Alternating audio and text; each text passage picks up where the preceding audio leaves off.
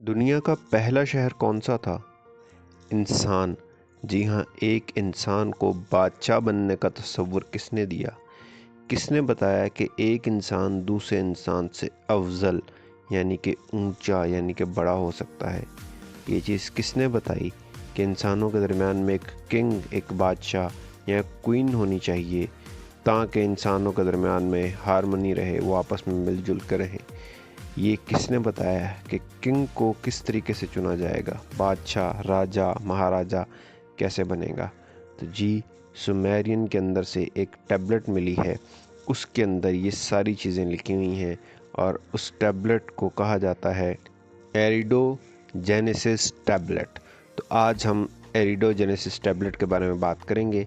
अच्छा, इसके ऊपर जो लिखा हुआ टेक्स्ट है वो बहुत सारे इस्लामी टेक्स्ट से भी मिलता जुलता है। जैसे कि अल्लाह पाक ने इंसान को ज़मीन पर भेजा कि वो एक तो अल्लाह पाक की इबादत करे, दूसरा जो भी यहाँ पे चौपाए इधर उधर हैं उनके ऊपर एक किस्म की हुकूमत करे और अल्लाह के लिए कुर्बानी करे, अल्लाह की इबादत करे, अल्लाह के लिए लोगों को जो है वो क्या कहते हैं, नेक रास्ते पे लेकर आए। और अल्लाह ने इंसान को अपना नाइब बनाकर भेजा। तो जो ये जेनेसिस एरिडो जेनेसिस टैबलेट है, इसके अंदर भी सिमिलर सा टेक्स्ट है, सिमिलर सी चीज़ मौजूद है कि उस दौर के, मतलब इसका वन लाइनर ये है कि उस दौर के सुमेरियन खुदाओं ने इंसान को ज़मीन पर भेजा और उसके बाद उन्होंने एक और किंग को भेजा। ठीक है, कि जो जितने भी इंसान हैं वो ज़मीन पर आ गए। देखिए, मैंने पहले एक वीडियो बनाई थी क्रिएशन ऑफ ह्यूमैनिटी कि जी उन्होंने इंसान को कैसे बनाया। एक काउंसिल थी गॉड्स की, उसके अंदर इंसान को बनाने की बात हुई। तो उसका मैंने डिफरेंट रेफरेंसेस दिए हैं, मैं इसका लिंक भी लगा दूंगा, आप देख लीजिए अगर आपने नहीं देखी है। तो अब जब वो इंसान तो बना दिया, अब उनको मैनेज करने के लिए उनको एक किंग चाहिए था। तो वो किंग भी कहते हैं अकॉर्डिंग टू सुमेरियंस कि जी वो भी गॉड्स यानी देवताओं की तरफ से आता था। ठीक है, कि देवता उसको चुनते थे। तो इसी तरह का कॉन्सेप्ट जो है हमारे शिया मज़हब के अंदर भी मौजूद है। शिया वाले यही मानते हैं कि जो भी सीनियर बंदा होगा, किंग होगा, इमाम होगा, वो चुनिंदा होगा, वो ये नहीं होगा इंसान वोट करके किसी को नहीं चुन सकते। अब ये सारे कॉन्सेप्ट डिफरेंट हैं, अब इनके अंदर कितनी सच्चाई है कितनी नहीं, लेकिन मेरा काम है आप तक टैबलेट्स की ज़ुबान को पहुंचा देना ताकि आपको कोई भी बंदा जाहिल ना कह सके।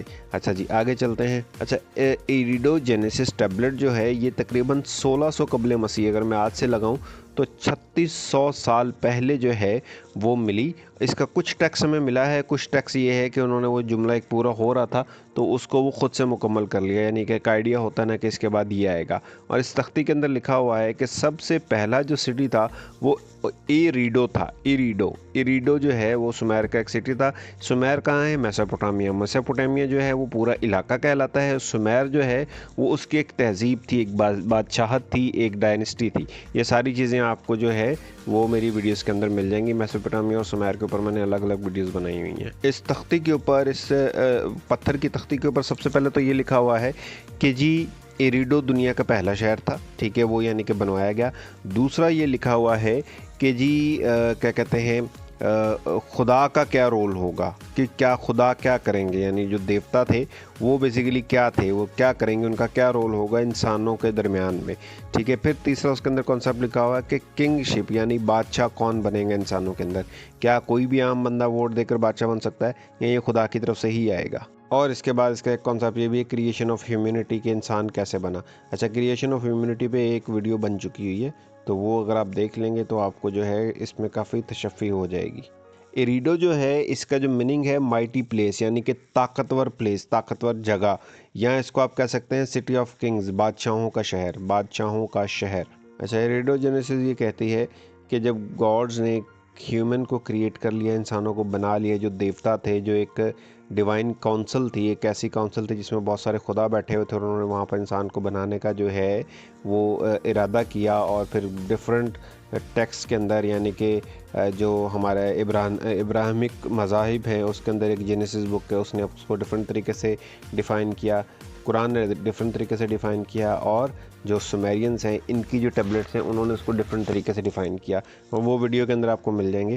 तो जब जो उन्होंने ह्यूमैनिटी को क्रिएट कर लिया, इंसानों को बना लिया, तो फिर उन्होंने कहा कि यार इनके दरमियान में कोई किंगशिप, कोई एक ऐसा बंदा होना चाहिए कि जो इंसानों को बिल्कुल सही तरीके से रखे, यानी कि एक ऑर्डर में रखे। ठीक है, एक ऑर्डर से मुराद ये होता है कि वो एक असूल के तहत रखे, ये ना हो कि एक दूसरे का ये गला काटते फिरें। ठीक है, और इसके अंदर मैंने पहले बताया कि जो टेक्स्ट है वो इनकम्प्लीट है, यानी कि वो कहीं से टूट गई तख्ती और दोबारा मिला नहीं, तो इसलिए वो ख़ुद से थोड़ा सा उन्होंने बना लिया, लेकिन वो बहुत मिलता जुलता था और ईजी था, तो बनाना आसान था। अच्छा, फिर उसके बाद ये था कि जो किंगशिप है, जो बादशाहत है, वो जन्नत से ज़मीन पर आएगी, यानी कि जन्नत से किसी बंदे को वो ज़मीन पर भेजेंगे कि वो यहाँ का बादशाह बने। इसी टाइप का कॉन्सेप्ट शियाओं के यहाँ भी पाया जाता है, कि वो भी कहते हैं कि इमाम जो हैं वो वही ऊपर से आते हैं, 14 इमाम जो हैं वो नीचे आकर, और वो उसका यानी कि उनकी किंगशिप जो है, इमामत जो है वो ऊपर से आती है, नीचे से कोई बंदा खुद ब खुद इमाम नहीं बन सकता। वो भी इमामत को भी नबूवत की तरह समझते हैं। और अगर इस्लाम की बात करें तो इस्लाम में भी ये कॉन्सेप्ट पाया जाता है कि जो नबी हैं, जितने भी नबी हैं, वो अल्लाह के चुनीदा बंदे हैं, यानी उनको आप नहीं वोट दे के चुन सकते। तो एक तो किंगशिप ये है कि जन्नत से ज़मीन की तरफ आई है, और दूसरा जो इसी सुमेरियन टैबलेट के अंदर इरिडोजेनेसिस के अंदर लिखा हुआ है कि जो वो क्राउन था, जो ताज था, वो पहले सिटी इरिडो को दिया गया, और फिर जो गॉड थे उन्होंने जो, यानी कि जो देवता थे, उन्होंने किंग को यानी बादशाह को ज़मीन पर भेजा कि एक तो वो वहाँ पर कानून बनाए, दूसरा जो डिवाइन असम्बली, यानी डिवाइन असम्बली का मैं बार बार कह रहा हूँ, ये एक ऐसी खुदाओं की काउंसिल थी, एक खुदाओं की एक मीटिंग थी, एक इजलास था, जिसके अंदर इंसान को बनाने की जो है बात हुई, और उसी में डेफिनेटली कोई डिफरेंट रूल वगैरह भी तय हुए होंगे कि भाई इंसान जाकर ज़मीन पर किस तरह रहेगा, क्या करेगा।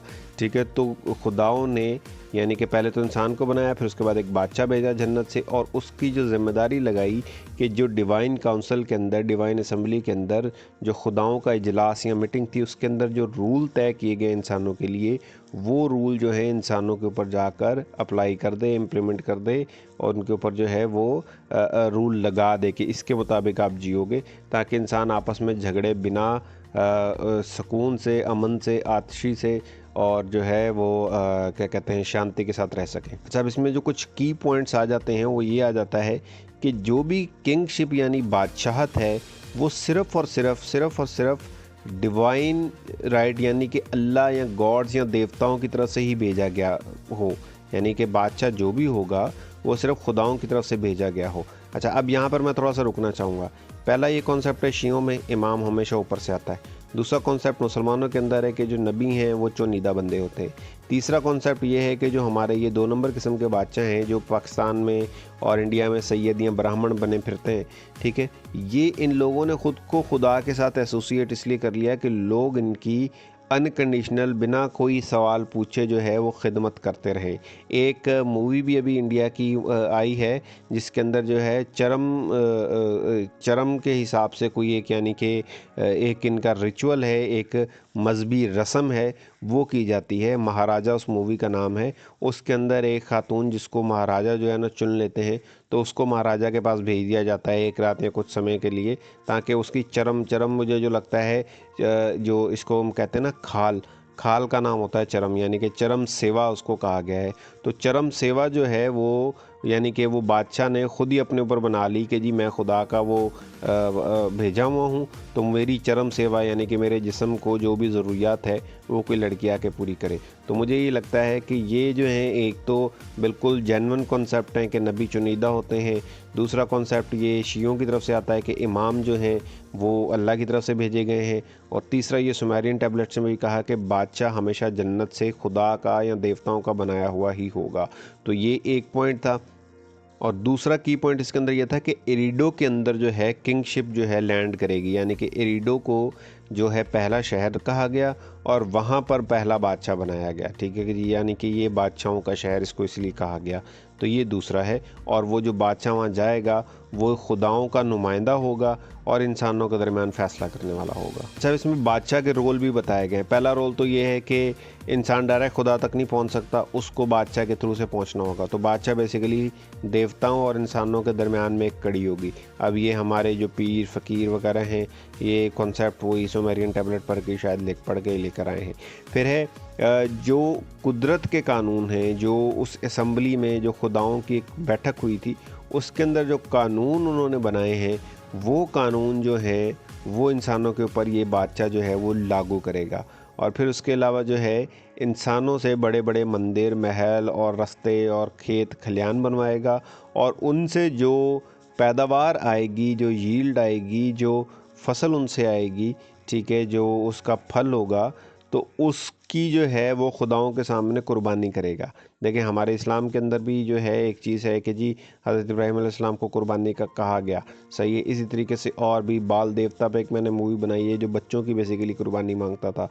तो बाल देवता जो है वो भी कुर्बानी, यानी कि यील्ड, यानी कि जो आपका, यानी आपने खेती लगाई, आपने जो है वो खेत बोजा बिया, उसके अंदर से जो भी गंदम या चावल चना वगैरह निकला, तो वो आपकी यील्ड, आपकी पैदावार है, आपकी प्रोडक्ट है, उसको खुदाओं के नाम पे कुर्बान करने का जो है वो कहा गया इसके अंदर, इसके अंदर जो टैबलेट है, ठीक है।